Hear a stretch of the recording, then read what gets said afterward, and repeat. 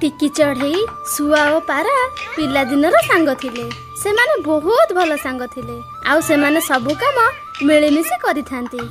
से कथा तो ठीक अछि, हेले सेमाने रहिबा पई गोटाए घर ही तयारी करथिले। गोटाए घरे 3 जण जाक मिलिमिशि रहउथिले। टिकी चढ़ई घरर सफा सुतरा करे, आउ सुआ घरर मरामती काम करे, आउ पारार काम हैला खाद्य जाई खोजी आनिबा। पारा भाई आज तुम गहम नहीं कि आसीबो। मु भाबुची गहम पेसिकी आमे रुटी तयारी करी आज खाइबा। हौ हौ मु जाउची सुकिला घास गुडी को नहीं आसे। काली गोटे पक्षी मोर देखा हेइतला। से कहउतला किछि दिन मध्य रे वर्षा आरंभ होई जिवो। हाँ जाओ तमे तमरो काम कर, मु जाउची आम मानक पई खाद्य नहीं आसीबी। तापरे से 3 जण निज निज काम रे लागि पडिले। सानु काऊ आ रानु काऊ सेमाने अन्य जंगलरू मधुबन जंगल को आसीथिले निज घर तयारी करी रहिबा पई। सेमाने आसी टिकी चढ़ई बसा आगरे जो गछ सेई गछ ऊपर बसिले। सानू एई गछटा ठीक अछि, आमे एई गछरे चलो आम घर तयारी करिबा। नदी भी एइटी पाखरे अछि। आ देखो से पाखरे को पक्षीर घर भी अछि। आमर जदी किछि दरकार हुए आमे से पक्षीटारू मागी नबा। हौ ठीक अछि रानू, मु गोटे काम करूची। मु जाउची घर तयारी करिबा आरंभ कर दउची। तमे जाई खाद्य खोजी आण। पारा से जंगल रे पूरा जणाशुना हे जाई थाए। खाद्य खोजिबाकू ताकू टिके भी कष्ट करियाकू पड़ेनी। फल कोठू मिलिबो आ दाना कोठू मिलिबो से भल्ल भाबरे जानि थाए। से ता सांग मानक पई आ निज पई खाद्य जमा करी नदी पाखरे बसिथिला। आ सेठाकू हठात रानू काऊ आसी गला। अरे पारा भाई मु होची रानू काऊ। मु आ मो स्वामी ए जंगल को नुआ आसीचु घर करी रहिबा पई। मु कोठी खाद्य अछि जानिनी। कोन मु तुम पाखरु किछि दाना नेई परबी? हां काहे कि नुए नियो, जेतिकी मन होची सेतिकी नियो। पारा भाई तमे कोठी रहउछ? मु एका रहउनी भौणी। मु आ टिकी चढ़ई आ मो सांग मिठू सुआ आमे 3 जण से आंब गछ पाखरे जो गछ अछि सेई गछरे घर करी रहउचु। आमे 3 जण निज पई गोटाई घर ही बनैचु।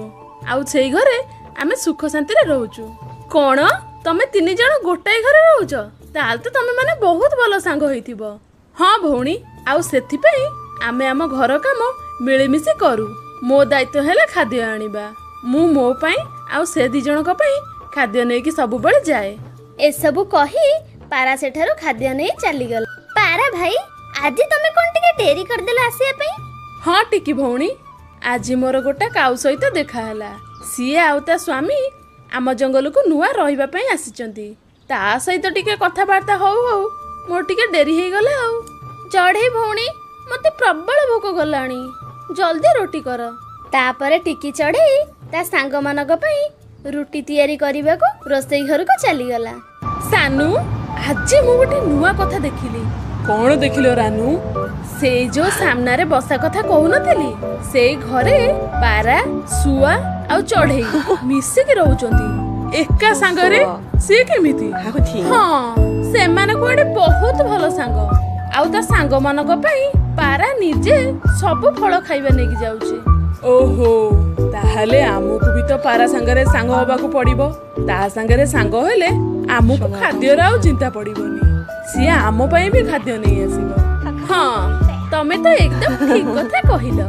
ता पूर्वरु आमे से सांग मानक भितरे आगो झगड़ा करियाकू पड़िबो। ता हेले तो जाई पारा आम सहित सांग होबो। ता पर दिन सकाळू सानु काऊ आ रानू काऊ पारार पछे पछे गले। पारा सब दिन परी आज भी खाद्य आनियाकू बाहरी थिला। आज पारा ता सांग मानक पई फल नै जिबार थिला। सानु काऊ आ रानू काऊ पारा पाखरे पहुंचिले। पारा भाई तमे बहुत भलो, बहुत भाग्यशाली तम सांग माने।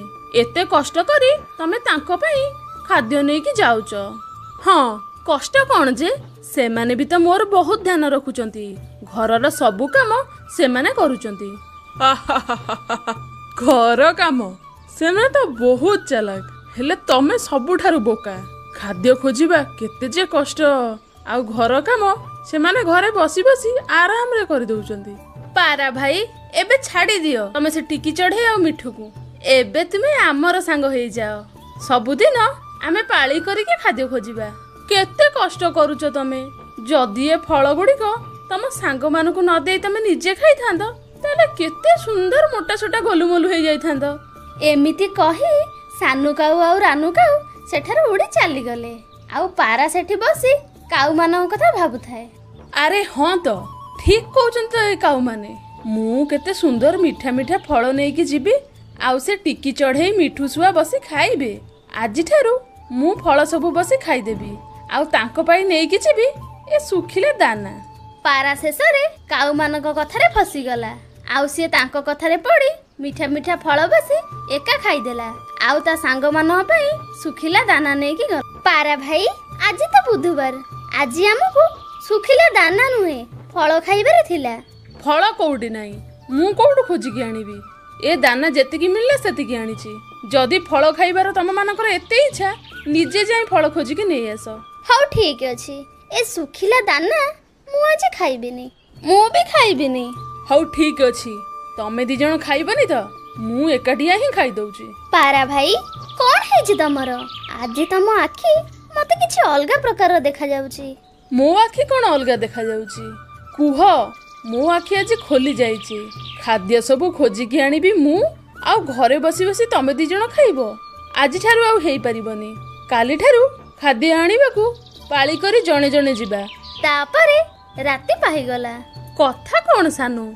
ଆଜି ତ ତାଙ୍କ ଘରୁ ହସିବାର ଆବାଜ କାହିଁ ଶୁଭୁ ନଥିଲା। କାଲି ତ ଭଲ ହସି ହସିକିରି କଥା କହୁଥିଲେ। ମତେ ଲାଗୁଛି ଆମ କଥା ପାରା ଉପରେ ଠିକ ପ୍ରଭାବ ପକେଇଛି। ଆଜି ଏ ମିଠୁ ଶୁଆ ଖାଦ୍ୟ ଆଣିବା ପାଇଁ ଯାଉ। ମୁଁ ଆଜି ଯାଇପାରିବିନି। ପାରା ଭାଇ, ମିଠୁ ଭାଇ କଣ ରାସ୍ତା ପାଇବେ? ସବୁବେଳେ ତ ତମେ ଖାଦ୍ୟ ଆଣିବାକୁ ଯାଅ। ଆଜି ତ ମୁଁ ଶୁଖିଲା ଘାସ ଆଣିବାକୁ ଯିବାର ଥିଲା। 2 ଦିନ ହେଇଗଲା ଖାଲି ତ ଶୁଖିଲା ଘାସ ଆଣୁଥା। ଶୁଖିଲା ଘାସ ବି କୋଉ ସହଜରେ ମିଳୁନି। ହଉ, ତୁ ଯଦି ଆଜି ମତେ ଖାଦ୍ୟ ଆଣିବା ପାଇଁ ପଠେଇବାକୁ ଚାହୁଁଛୁ ତାହେଲେ ଠିକ ଅଛି, ମୁଁ ଯିବି। ହେଲେ ତୁ ଆମ ସହିତ ଏମିତି ରାଗିକି କଥାବାର୍ତ୍ତା କରନା। ଆଜି ମିଠୁ ଶୁଆ ଖାଦ୍ୟ ଆଣିବା ପାଇଁ ବାହାରି ପଡ଼ିଲା। ସେ ରାସ୍ତା କିଛି ଜାଣିନଥିଲା। ସେ ଖାଦ୍ୟ ଖୋଜି ଖୋଜି ଦୂର କୌଣସି ଏକ ଘନ ଜଙ୍ଗଲରେ ଯାଇ ପହଞ୍ଚିଗଲା, ଆଉ ସେ ରାସ୍ତା ଭୁଲିଗଲା। ଗୋଟେ ଗଛ ଉପରେ ବସି କାନ୍ଦିବାକୁ ଲାଗିଲା।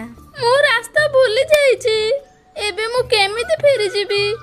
ଏବେ ସନ୍ଧ୍ୟା ହେଇ ଆସିଲାଣି। ଯେତେବେଳେ ରାତି ହେଇଗଲା ଆଉ ଶୁଆ ବସାକୁ ଫେରିଲାନି, ସେତେବେଳେ ପାରା ବି ଶୁଆର ଚିନ୍ତା କଲା। ଟିକି ଚଢ଼େଇ, ଚାଲ ଏବେ ଆମେ ଶୁଆକୁ ଖୋଜିବାକୁ ଯିବା। ମତେ ଲାଗୁଛି ସେ ରାସ୍ତା ବୋଧେ ଭୁଲି ଯାଇଛି।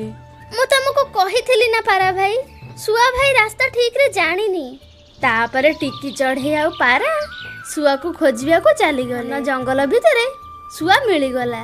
ଶୁଆ ଗୋଟେ ଗଛ ଡାଳରେ ବସି କାନ୍ଦୁଥିବାର ସେ ଦେଖିଲେ। ଶୁଆ ପାଖକୁ ଗଲେ, ଆଉ ଶୁଆ ତା ସାଙ୍ଗମାନଙ୍କୁ ଦେଖି ବହୁତ ଖୁସି ହେଇଗଲା। ମୋ ସାଙ୍ଗମାନେ ଆସିଗଲେ, ମୁଁ ବଞ୍ଚିଗଲି। ମୁଁ ଭାବିଥିଲି ଆଜି ରାତିରେ ଚିଲମାନେ ହିଁ ମତେ ଖାଇଯିବେ। ମତେ କ୍ଷମା କରିଦିଅ ସାଙ୍ଗମାନେ, ମୁଁ ସେ କାଉମାନଙ୍କ କଥାରେ ପଡ଼ିଯାଇଥିଲି। ସେମାନେ ମତେ ଏମିତି ଶିଖେଇଥିଲେ କି ମୁଁ ପିଲାବେଳର ସାଙ୍ଗମାନଙ୍କୁ ବି ଭୁଲିଗଲି। ଆଚ୍ଛା, ଏସବୁ ସେ ଦୁଷ୍ଟ କାଉମାନଙ୍କର ବୁଦ୍ଧି ଥିଲା।